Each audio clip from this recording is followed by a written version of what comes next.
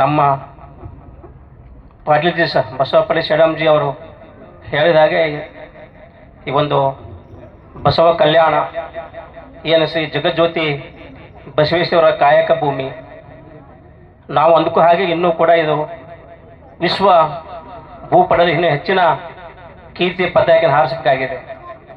ಆ ಬಸವಣ್ಣರ ವಚನ ಆಗಿರ್ಬೋದು, ಅವರು ಈ ಒಂದು ದೇಶಕ್ಕೆ ಮತ್ತು ಈ ರಾಜ್ಯಕ್ಕೆ ರಾಷ್ಟ್ರಕ್ಕೆ ಕೊಟ್ಟಂಥ ಅವರ ಕೊಡುಗೆಗಳಾಗಿರ್ಬೋದು, ಅವರ ವಚನಗಳಾಗಿರ್ಬೋದು, ಅವರನ್ನು ಇನ್ನೂ ನಾವು ಹೆಚ್ಚಿನ ಒಂದು ವಿಶ್ವ ಮಟ್ಟಕ್ಕೆ ತೆಗೆದುಕೊಂಡು ಹೋಗಬೇಕಾದರೆ ಸರ್ಕಾರ ಆಗಲಿ, ಸಾರ್ವಜನಿಕರಾಗಲಿ, ಈ ಮಠ ಮಾನವರಾಗಲಿ, ಇದರಲ್ಲಿ ಎಲ್ಲರೂ ಕೈ ಜೋಡಿಸೋದು ಮಾತ್ರ ಇದು ಒಂದು ಸಾಧ್ಯವಿದೆ.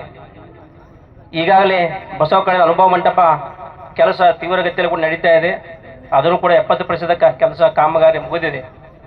ಈ ಒಂದು ಬಸವ ಕಲ್ಯಾಣದಲ್ಲಿ ಹಲವಾರು ಶರಣು ಶರಣೆಯರ ಏನು ಸ್ಥಳಗಳಿವೆ ಅವು ಕೂಡ ಉದ್ಧಾರ ಮಾಡಬೇಕಾಗಿದೆ.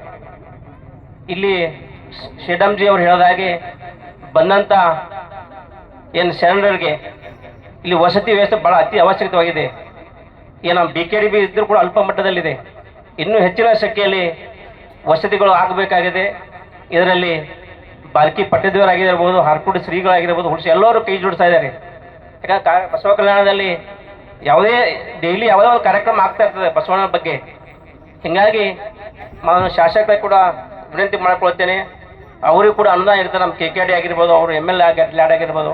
ಹೀಗಾಗಿ ಹಲವಾರು ಸರ್ಕಾರದಿಂದ ಏನು ಅನುದಾನ ತಂದು ಈ ಬಂದಂಥ ಭಕ್ತಾದಿಗಳಿಗೆ ಹೆಚ್ಚಿನ ವಸತಿ ಸೌಲಭ್ಯ ಮಾಡಿಕೊಡಬೇಕಾಗಿದೆ. ಈ ನಿಟ್ಟಿನಲ್ಲಿ ಸರ್ಕಾರ ಕೂಡ ತಮ್ಮ ಜೊತೆ ಶರಣರ ಜೊತೆ ಕೈ ಜೋಡಿಸಂತ ಈ ಸಂದರ್ಭ ನಾನು ಹೇಳುತ್ತಾ, ಮತ್ತು ಇನ್ನೂ ಹೆಚ್ಚಿನ ಸಂಖ್ಯೆಯಲ್ಲಿ ಇಂಥ ಕಾರ್ಯಕ್ರಮಗಳಲ್ಲಿ ಜನರು ಭಾಗವಹಿಸಿ ಮಾತ್ರ ಇಂಥ ಕಾರ್ಯಕ್ರಮ ಯಶಸ್ವಿಯಾಗಲು ಸಾಧ್ಯವಾಗಿದೆ.